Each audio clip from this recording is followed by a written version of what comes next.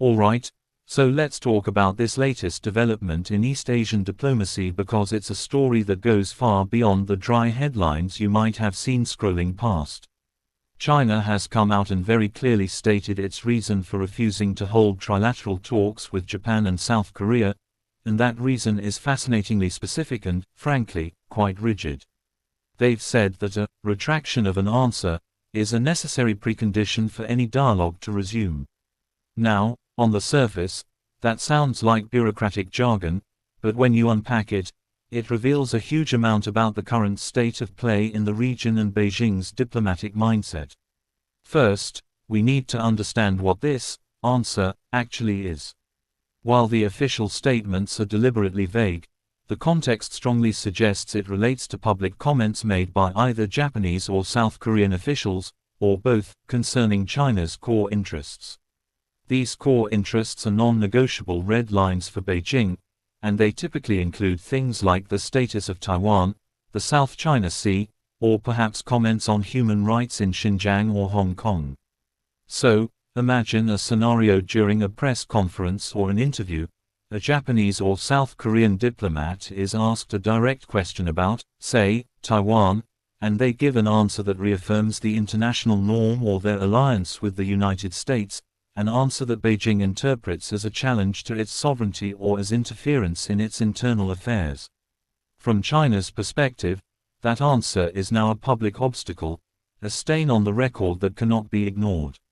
So China isn't just disagreeing with the sentiment, they are demanding that the other party literally take it back, to publicly retract that specific statement before they will even consider sitting down at the same table. This is a significant escalation in diplomatic protocol. Normally, disagreements are hashed out in the talks themselves. The dialogue is the mechanism for resolving differences. But here, China is flipping that script entirely. They are saying the dialogue itself is the reward, and you only get that reward once you have publicly capitulated to our political demand. This is a power move, pure and simple, designed to force Japan and South Korea into a position of submission before negotiations even begin. Now, let's look at this from the perspective of Tokyo and Seoul. For them, this creates an almost impossible dilemma. If they were to retract a statement, especially one that likely aligns with their own democratic values or their security commitments to allies like the United States, they would appear incredibly weak both at home and on the world stage. It would signal that China can dictate their foreign policy statements through sheer pressure. The domestic backlash for any leader in Japan or South Korea who did that would be severe. So, they are stuck between a rock and a hard place. They want the trilateral talks to resume because there are genuine practical issues to discuss, from trade to climate change to regional security, but they cannot be seen to be bending the knee to an ultimatum. This whole situation didn't emerge in a vacuum. The relationship between these three countries is incredibly complex, layered with historical grievances, fierce economic competition, and deep-seated national pride. In recent years, we've seen Japan and South Korea, under their current leaders, take significant steps to mend their own historically fraught relationship, largely driven by a shared perception of a growing threat from North Korea and, yes, a more assertive China. Their trilateral cooperation with the United States has also intensified.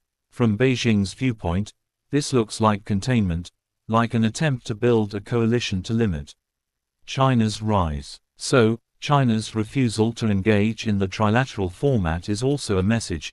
It's signaling that it will not participate in a dialogue where it feels it is facing a unified front against its interests. This approach is a very clear example of what many analysts call China's wolf warrior diplomacy in action. It's a style that is less about compromise and quiet persuasion and more about asserting dominance and testing the resolve of other nations.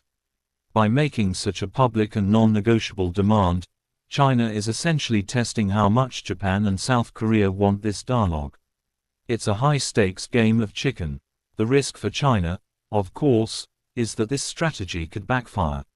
Instead of driving a wedge between Japan and South Korea, it might actually push them closer together and reinforce their belief that a firm stance alongside the US is the only way to deal with Beijing.